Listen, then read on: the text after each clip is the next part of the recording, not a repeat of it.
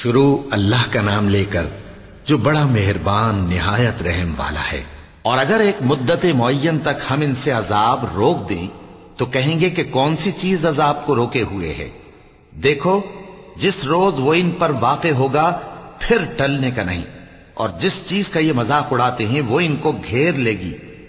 اور اگر ہم انسان کو اپنے پاس سے نعمت بخشیں پھر اس سے اس کو چھین لے تو نا امید اور ناشکرا ہو جاتا ہے۔ اور اگر تکلیف پہنچنے کے بعد آسائش کا مزہ چکھائیں تو خوش ہو کر کہتا ہے کہ سب سختیاں مجھ سے دور ہو گئیں۔ بے شک وہ ہے ہی خوشی میں مست ہو جانے والا، بڑا فخر جتانے والا۔ ہاں جنہوں نے صبر کیا اور عمل نیک کیے یہی ہیں جن کے لیے بخشش اور اجر عظیم ہے۔ تو شاید تم کچھ چیز وہی میں سے جو تمہارے پاس آتی ہے چھوڑ دو، اور اس خیال سے تمہارا دل تنگ ہو کہ کافر یہ کہنے لگیں کہ اس پر کوئی خزانہ کیوں نہیں نازل ہوا، یا اس کے ساتھ کوئی فرشتہ کیوں نہیں آیا۔ اے نبی تم تو صرف نصیحت کرنے والے ہو، اور اللہ ہر چیز کا نگہبان ہے۔ کیا یہ لوگ کہتے ہیں کہ اس نے قرآن از خود بنا لیا ہے؟ کہہ دو کہ اگر سچے ہو تو تم بھی ایسی 10 صورتیں بنا لاؤ، اور اللہ کے سوا جس جس کو بلا سکتے ہو بلا بھی لو۔ پس اگر وہ تمہاری بات قبول نہ کریں تو جان لو کہ یہ قرآن اللہ کے علم سے اترا ہے، اور یہ کہ اس کے سوا کوئی معبود نہیں۔ تو کیا تم لوگ اسلام لاتے ہو؟ جو لوگ دنیا کی زندگی اور اس کی زیب و زینت کے طالب ہوں ہم ان کے اعمال کا بدلہ انہیں دنیا ہی میں دے دیتے ہیں، اور اس میں ان کی حق تلفی نہیں کی جاتی۔ یہ وہ لوگ ہیں جن کے لیے آخرت میں آتش جہنم کے سوا اور کچھ نہیں، اور جو عمل انہوں نے دنیا میں کیے سب برباد، اور جو کچھ یہ کرتے رہے سب ضائع ہوا۔ بھلا جو لوگ اپنے پروردگار کی طرف سے دلیل روشن رکھتے ہوں اور ان کے ساتھ ایک آسمانی گواہ بھی اس کی جانب سے ہو، اور اس سے پہلے موسیٰ کی کتاب ہو جو پیشوا اور رحمت ہے، تو کیا وہ قرآن پر ایمان نہیں لائیں گے؟ یہی لوگ تو اس پر ایمان لاتے ہیں، اور جو کوئی اور فرقوں میں سے اس سے منکر ہو تو اس کا ٹھکانہ آگ ہے۔ تو تم اس قرآن سے شک میں نہ ہونا، یہ تمہارے پروردگار کی طرف سے حق ہے، لیکن اکثر لوگ ایمان نہیں لاتے۔ اور اس سے بڑھ کر ظالم کون ہوگا جو اللہ پر جھوٹ باندھے؟ ایسے لوگ اپنے رب کے سامنے پیش کیے جائیں گے اور گواہ کہیں گے کہ یہی لوگ ہیں جنہوں نے اپنے پروردگار پر جھوٹ بولا تھا۔ سن رکھو کہ ظالموں پر اللہ کی لعنت ہے، جو اللہ کے رستے سے روکتے اور اس میں کجی چاہتی ہیں، اور وہ آخرت کا بھی انکار کرتے ہیں۔ یہ لوگ زمین میں کہیں چھپ کر اللہ کو ہرا نہیں سکتے، اور نہ اللہ کے سوا کوئی ان کا حمایتی ہے۔ اے پیغمبر ان کو دگنا عذاب دیا جائے گا، کیونکہ یہ شدت کفر سے تمہاری بات نہیں سن سکتے تھے اور نہ تم کو دیکھ سکتے تھے۔ یہی ہیں جنہوں نے اپنے آپ کو خسارے میں ڈالا، اور جو کچھ یہ افترا کیا کرتے تھے ان سے جاتا رہا۔ بلا شبہ یہ لوگ آخرت میں سب سے زیادہ نقصان پانے والے ہیں۔ جو لوگ ایمان لائے اور عمل نیک کیے اور اپنے پروردگار کے آگے عاجزی کی، یہی صاحب جنت ہیں، ہمیشہ اس میں رہیں گے۔ دونوں فریقوں یعنی کافر و مومن کی مثال ایسی ہے جیسے ایک اندھا بہرا ہو اور ایک دیکھتا سنتا۔ بھلا دونوں کا حال یکساں ہو سکتا ہے؟ پھر تم سوچتے کیوں نہیں؟ اور ہم نے نوح کو ان کی قوم کی طرف بھیجا تو انہوں نے ان سے کہا کہ میں تم کو کھول کھول کر ڈر سنانے اور یہ پیغام پہنچانے آیا ہوں کہ اللہ کے سوا کسی کی عبادت نہ کرو، مجھے تمہاری نسبت دردناک عذاب کا خوف ہے۔ تو ان کی قوم کے سردار جو کافر تھے کہنے لگے کہ ہم تم کو اپنے ہی جیسا ایک آدمی دیکھتے ہیں، اور یہ بھی دیکھتے ہیں کہ تمہارے پیرو وہی لوگ ہوئے ہیں جو ہم میں ادنا درجے کے ہیں، اور وہ بھی سطحی رائے سے، اور ہم تم میں اپنے اوپر کسی طرح کی فضیلت نہیں دیکھتے بلکہ تمہیں جھوٹا خیال کرتے ہیں۔ فرمایا کہ اے قوم دیکھو تو اگر میں اپنے پروردگار کی طرف سے دلیل روشن رکھتا ہوں اور اس نے مجھے اپنے ہاں سے رحمت بخشی ہو جس کی حقیقت تم سے پوشیدہ ہو گئی ہے، تو کیا ہم اس کے لیے تمہیں مجبور کر سکتے ہیں جبکہ تم اس سے ناخوش ہو؟ اور اے قوم میں اس نصیحت کے بدلے تم سے مال و زر کا مطالبہ تو نہیں کرتا، میرا صلہ تو اللہ کے ذمے ہے، اور جو لوگ ایمان لائے ہیں میں ان کو نکالنے والا بھی نہیں ہوں، وہ تو اپنے پروردگار سے ملنے والے ہیں، لیکن میں دیکھتا ہوں کہ تم لوگ نادانی کر رہے ہو۔ اے میری قوم اگر میں ان کو نکال دوں تو اللہ کی گرفت سے بچانے کے لیے کون میری مدد کر سکتا ہے؟ بھلا تم غور کیوں نہیں کرتے؟ اور میں نہ تم سے یہ کہتا ہوں کہ میرے پاس اللہ کے خزانے ہیں، اور نہ یہ کہ میں غیب جانتا ہوں، اور نہ یہ کہتا ہوں کہ میں فرشتہ ہوں، اور نہ ان لوگوں کی نسبت جن کو تم حقارت کی نظر سے دیکھتے ہو یہ کہتا ہوں کہ اللہ ان کو بھلائی یعنی اعمال کی جزا نہیں دے گا۔ جو ان کے دلوں میں ہے اسے اللہ خوب جانتا ہے، اگر میں ایسا کہوں تو بے انصافوں میں ہو جاؤں۔ انہوں نے کہا کہ نوح، تم نے ہم سے جھگڑا تو کیا اور جھگڑا بھی بہت کیا، اب اگر تم سچے ہو تو جس چیز سے ہمیں ڈراتے ہو وہ ہم پر لا نازل کرو۔ نوح نے کہا کہ اس عذاب کو تو اللہ ہی چاہے گا تو نازل کرے گا، اور تم اللہ کو کسی طرح ہرا نہیں سکتے، اور اگر میں یہ چاہوں کہ تمہاری خیر خواہی کروں اور اللہ یہ چاہے کہ تمہیں گمراہ رہنے دے تو میری خیر خواہی تم کو کچھ فائدہ نہیں دے سکتی۔ وہی تمہارا پروردگار ہے اور تمہیں اسی کی طرف لوٹ کر جانا ہے۔ کیا یہ لوگ کہتے ہیں کہ اس پیغمبر نے قرآن اپنے دل سے بنا لیا ہے؟ کہہ دو کہ اگر میں نے دل سے بنا لیا ہے تو میرے گناہ کا وبال مجھ پر، اور جو گناہ تم کرتے ہو اس سے میں بری الذمہ ہوں۔ اور نوح کی طرف وحی کی گئی کہ تمہاری قوم میں جو لوگ ایمان لا چکے ان کے سوا اور کوئی ایمان نہیں لائے گا، تو جو کام یہ کر رہے ہیں ان کی وجہ سے غم نہ کھاؤ، اور ایک کشتی ہمارے حکم سے ہمارے سامنے بناؤ، اور جو لوگ ظالم ہیں ان کے بارے میں مجھ سے کچھ نہ کہنا، کیونکہ وہ ضرور غرق کر دیے جائیں گے۔ اور نوح نے کشتی بنانا شروع کر دی، اور جب ان کی قوم کے سردار ان کے پاس سے گزرتے تو ان سے تمسخر کرتے۔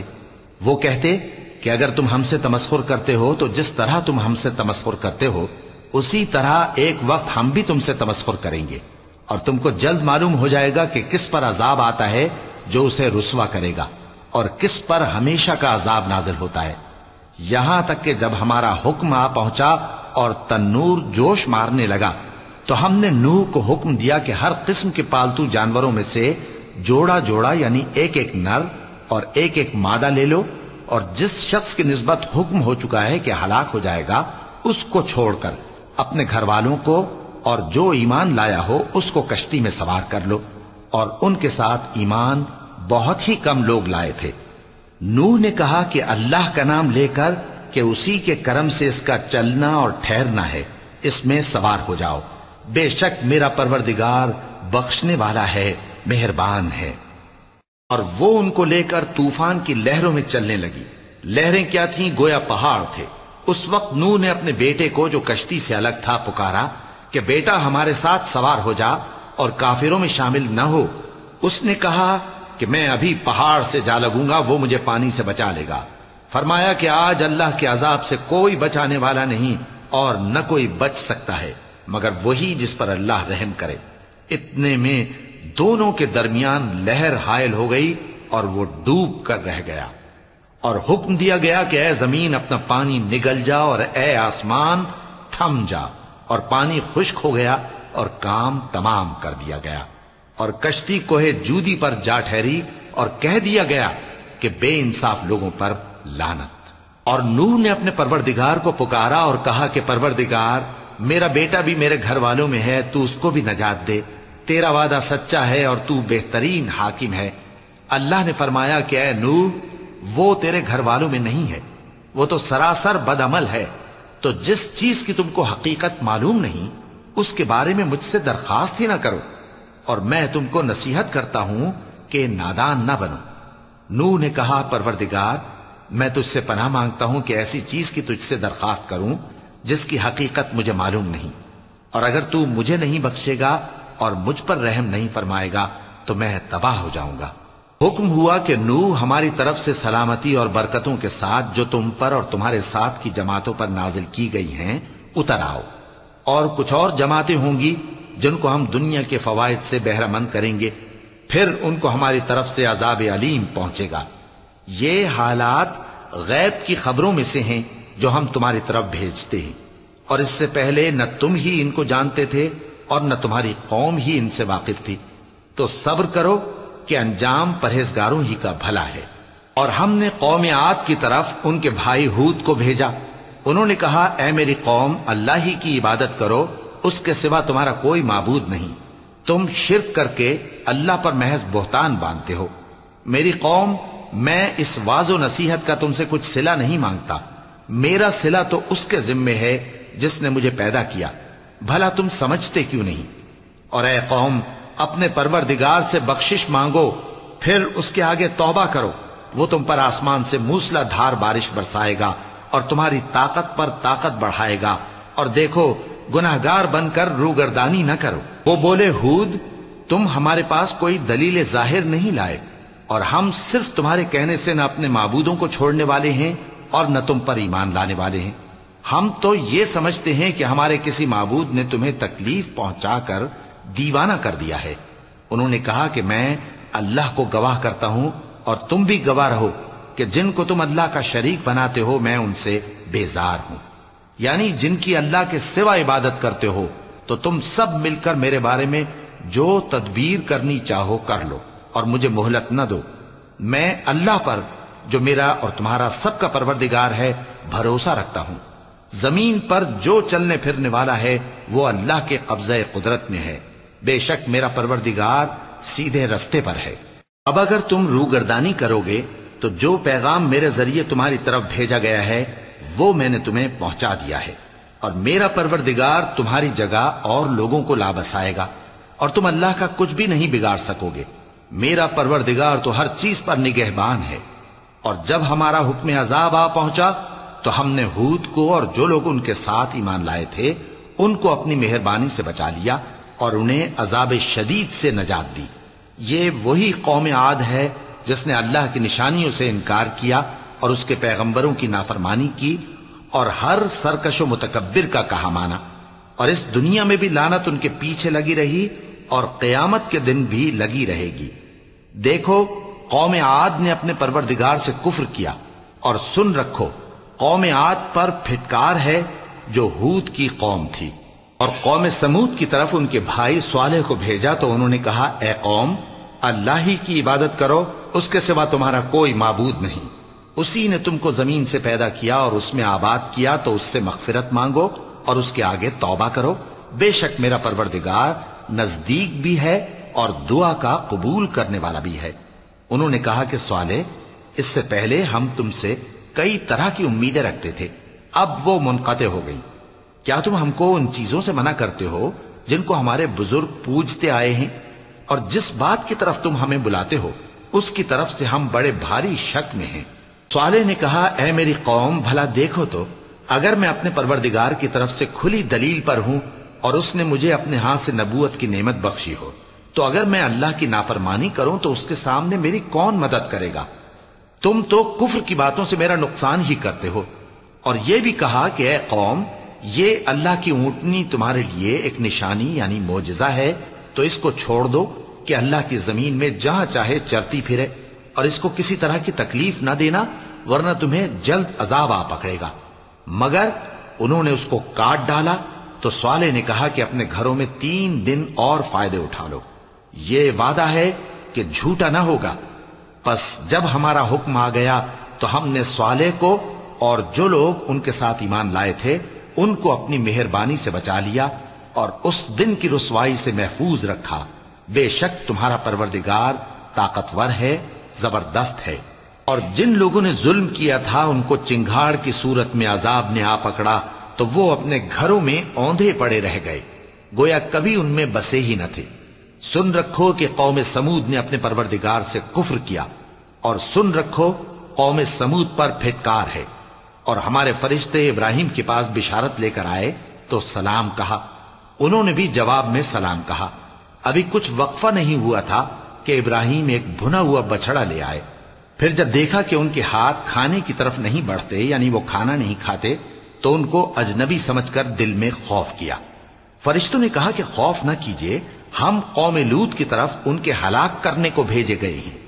اور ابراہیم کی بیوی جو پاس کھڑی تھی ہنس پڑی، تو ہم نے اس کو اسحاق کی اور اسحاق کے بعد یعقوب کی خوشخبری دی۔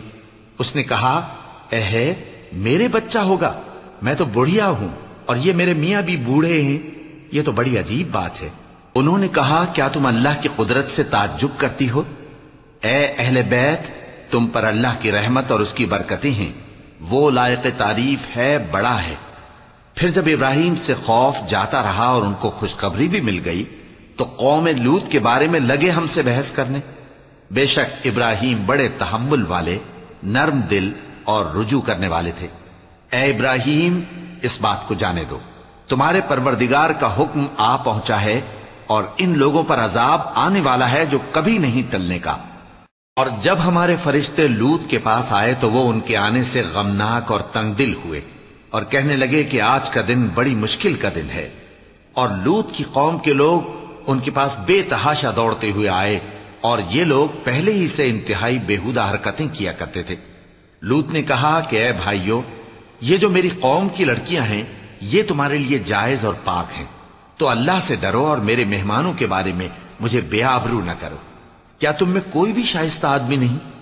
وہ بولے، تم کو معلوم ہے کہ تمہاری ان بیٹیوں کی ہمیں کچھ حاجت نہیں، اور جو ہماری غرض ہے اسے تم خوب جانتے ہو۔ لوط نے کہا، اے کاش مجھ میں تمہارے مقابلے کی طاقت ہوتی، یا میں کسی مضبوط قلعے میں پناہ لے لیتا۔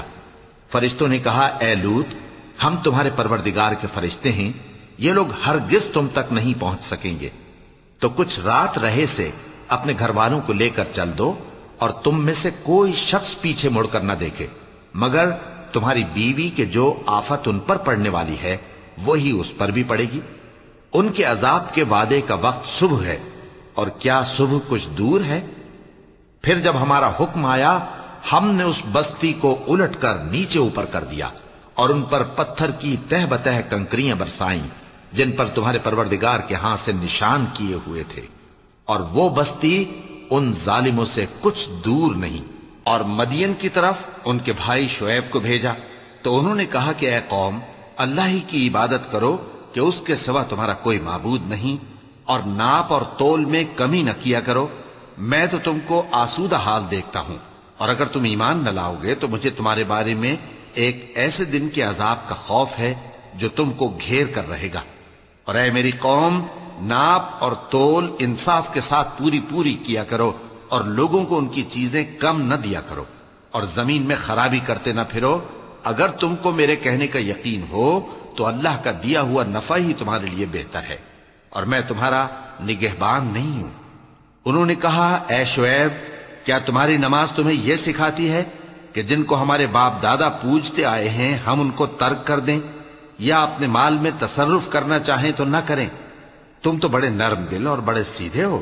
انہوں نے کہا کہ اے قوم، دیکھو تو، اگر میں اپنے پروردگار کی طرف سے دلیل روشن پر ہوں اور اس نے اپنے ہاں سے مجھے نیک روزی دی ہو تو کیا میں اپنا فرض ادا نہ کروں؟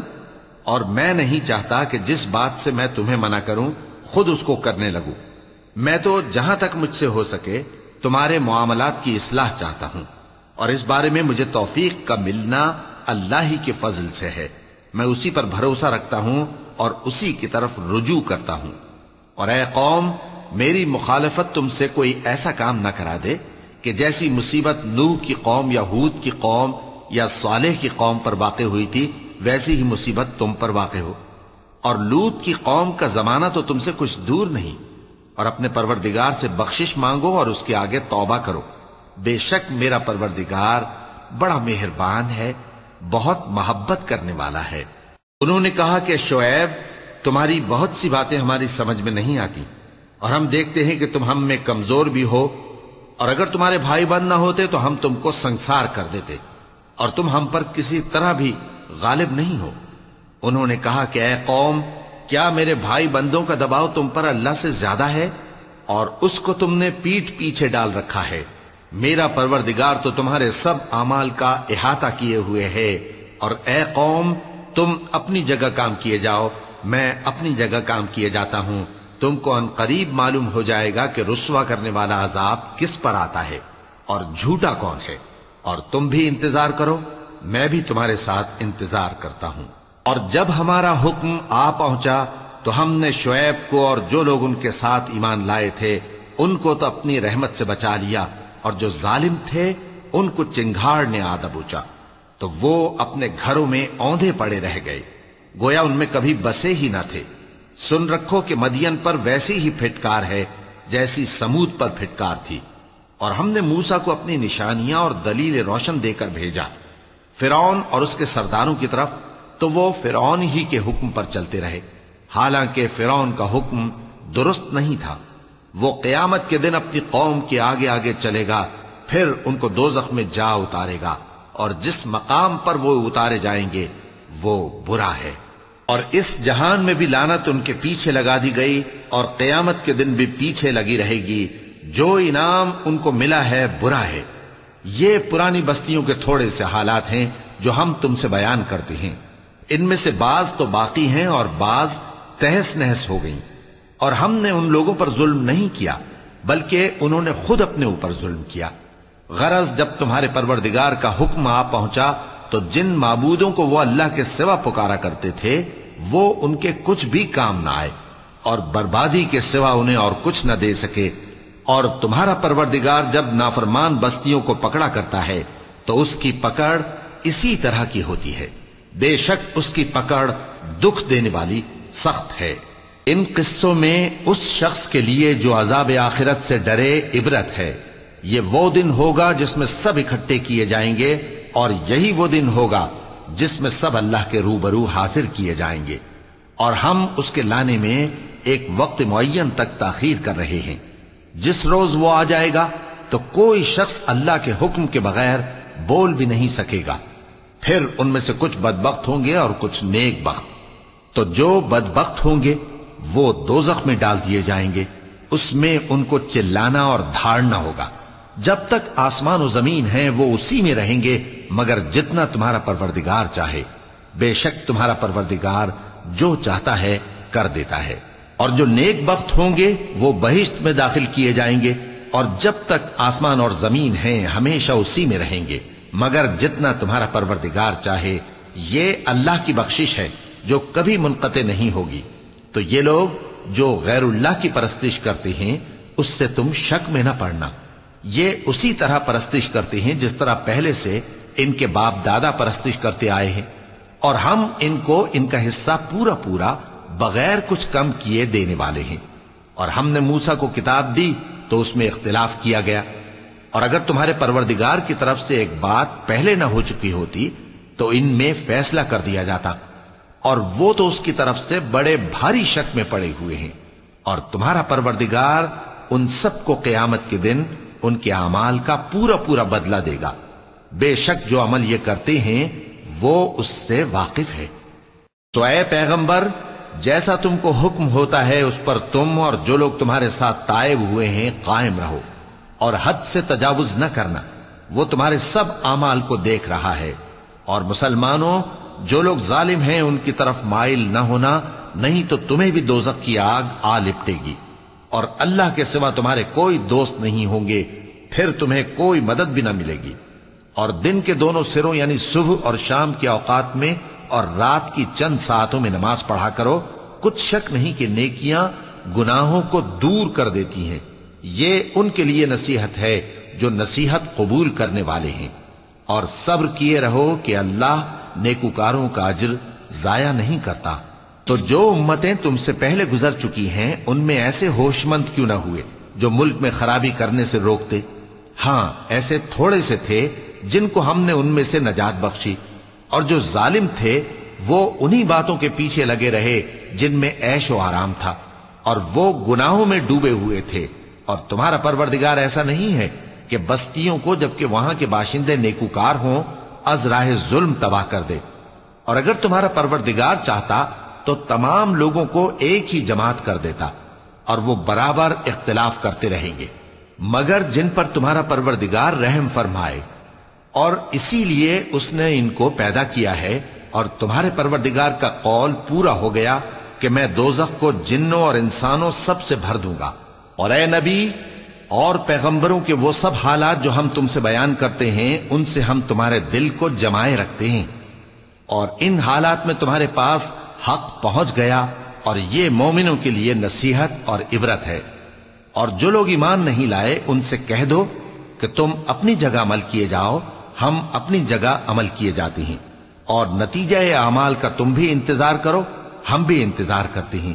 اور آسمانوں اور زمین کی چھپی چیزوں کا علم اللہ ہی کو ہے، اور تمام معاملات اسی کی طرف رجوع کیے جائیں گے، تو اسی کی عبادت کرو اور اسی پر بھروسہ رکھو۔ اور جو کچھ تم لوگ کر رہے ہو تمہارا پروردگار اس سے بے خبر نہیں۔ شروع اللہ کا نام لے کر جو بڑا مہربان نہایت رحم والا ہے۔ الف لام را، یہ کتاب روشن کی آیتیں ہیں. ہم نے اس قرآن کو عربی میں نازل کیا ہے تاکہ تم لوگ سمجھ سکو. اے پیغمبر، ہم اس قرآن کے ذریعے سے جو ہم نے تمہاری طرف بھیجا ہے تمہیں ایک نہایت اچھا قصہ سناتے ہیں، اور تم اس سے پہلے بے خبر تھے. جب یوسف نے اپنے والد سے کہا کہ ابا، میں نے خواب میں 11 ستاروں اور سورج اور چاند کو دیکھا ہے، دیکھتا کیا ہوں کہ وہ مجھے سجدہ کر رہے ہیں.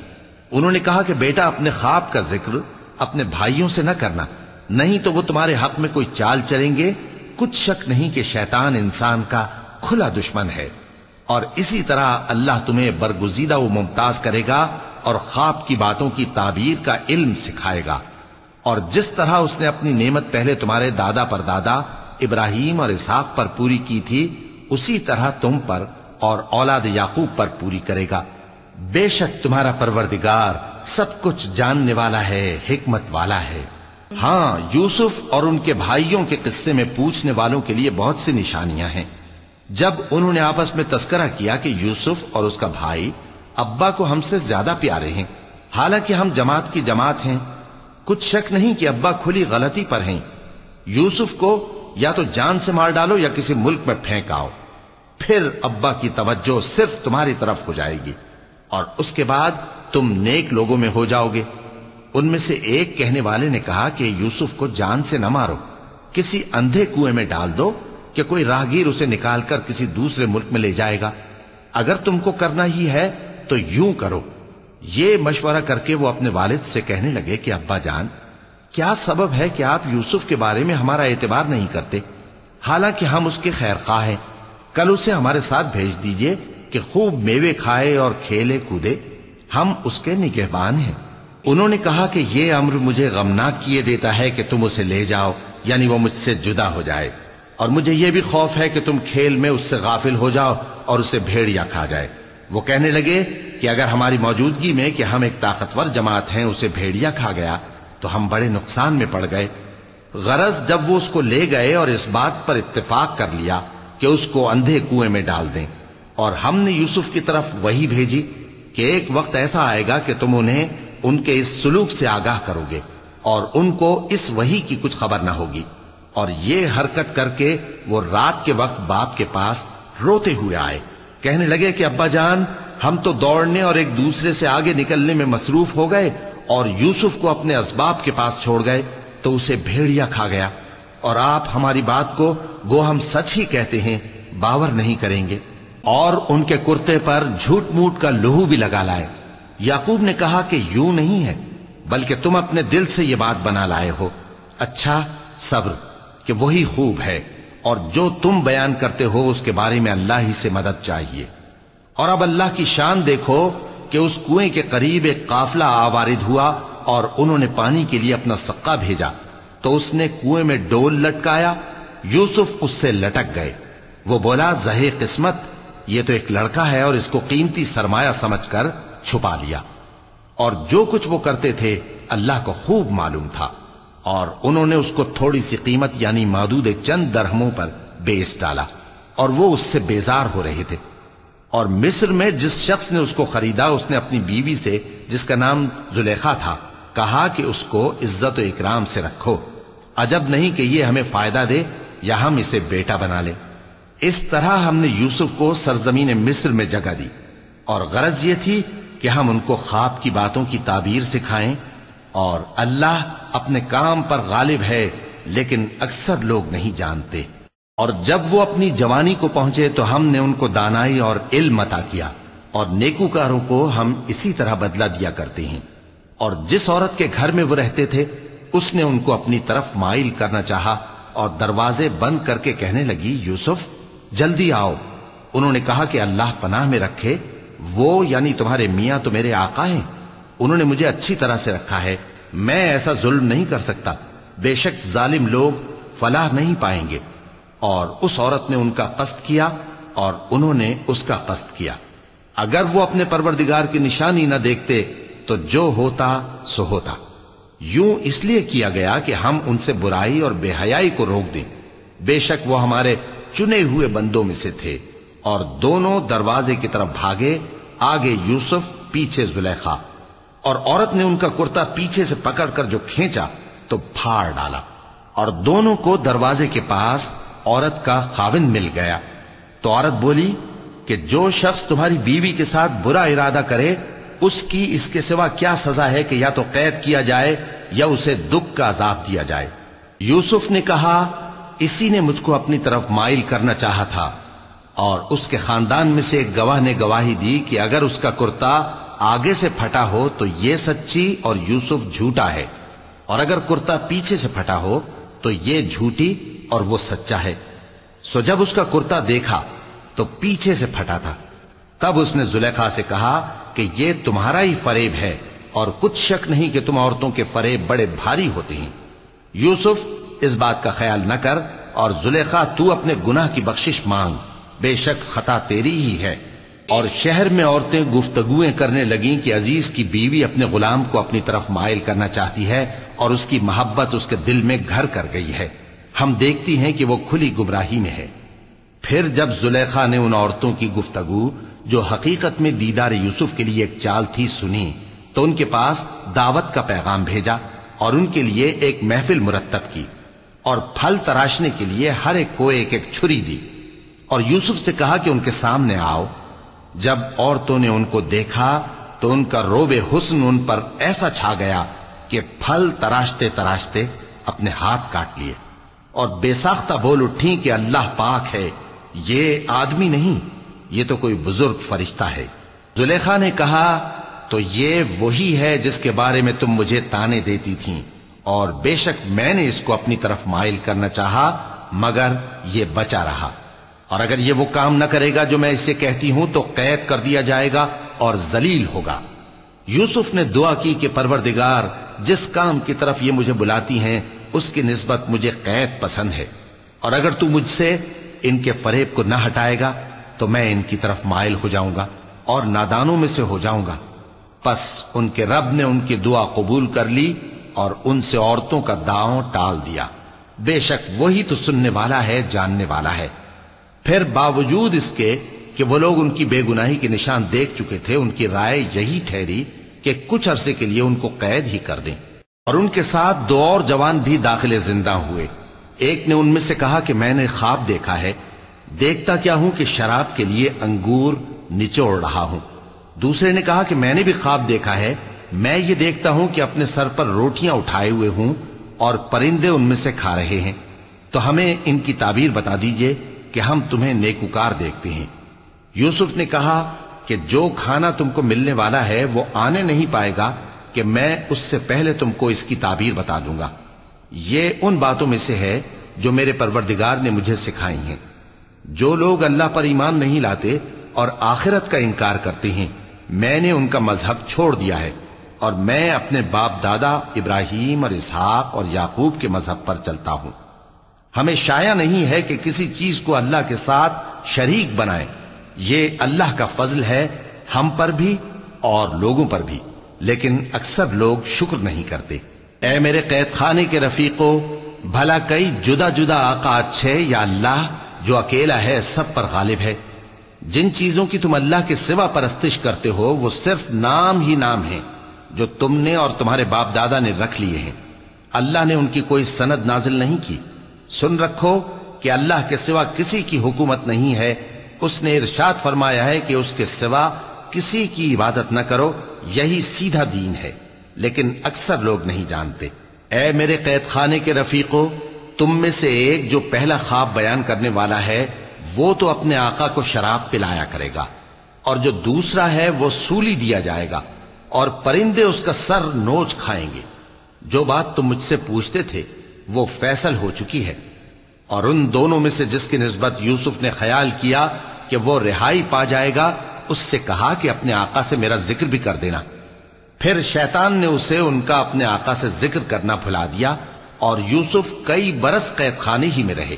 اور بادشاہ نے کہا کہ میں نے خواب دیکھا ہے، دیکھتا کیا ہوں کہ 7 موٹی گائیں ہیں جن کو 7 دبلی گائیں کھا رہی ہیں، اور 7 خوشے سبز ہیں اور 7 خشک۔ اے درباریو، اگر تم خوابوں کی تعبیر دے سکتے ہو تو مجھے میرے خواب کی تعبیر بتاؤ۔ انہوں نے کہا یہ خواب تو پریشان خیالی سے ہیں، اور ہمیں ایسے خوابوں کی تعبیر نہیں آتی، اور وہ شخص جو دونوں قیدیوں میں سے رہائی پا گیا تھا اور جسے مدت کے بعد وہ بات یاد آ گئی، بول اٹھا کہ میں آپ کو اس کی تعبیر لا بتاتا ہوں، مجھے قید خانے جانے کی اجازت دیجئے۔ غرض وہ یوسف کے پاس آیا اور کہنے لگا، یوسف، اے بڑے سچے یوسف، ہمیں اس خواب کی تعبیر بتائیے کہ 7 موٹی گایوں کو 7 دبلی گائیں کھا رہی ہیں، اور 7 خوشے سبز ہیں اور 7 سوکھے، تاکہ میں لوگوں کے پاس واپس جا کر تعبیر بتاؤں۔ عجب نہیں کہ وہ تمہاری قدر جانے۔ انہوں نے کہا کہ تم لوگ 7 سال متواتر کھیتی کرتے رہو گے، تو جو غلہ کاٹو تو تھوڑے سے غلے کے سوا جو کھانے میں آئے باقی کو خوشوں میں ہی رہنے دینا۔ پھر اس کے بعد خشک سالی کے 7 سخت سال آئیں گے کہ جو غلہ تم نے جمع کر رکھا ہوگا وہ سب کو کھا جائیں گے، صرف وہی تھوڑا سا رہ جائے گا جو تم احتیاط سے رکھ چھوڑو گے۔ پھر اس کے بعد ایک ایسا سال آئے گا کہ خوب مے برسے گا اور لوگ اس میں رس نچوڑیں گے۔ اور یہ تعبیر سن کر بادشاہ نے حکم دیا کہ یوسف کو میرے پاس لے آؤ۔ سو جب قاصد ان کے پاس گیا تو انہوں نے کہا کہ اپنے آقا کے پاس واپس جاؤ اور اس سے پوچھو کہ ان عورتوں کا کیا حال ہے جنہوں نے اپنے ہاتھ کاٹ لیے تھے، بے شک میرا پروردگار ان کے فریب سے خوب واقف ہے۔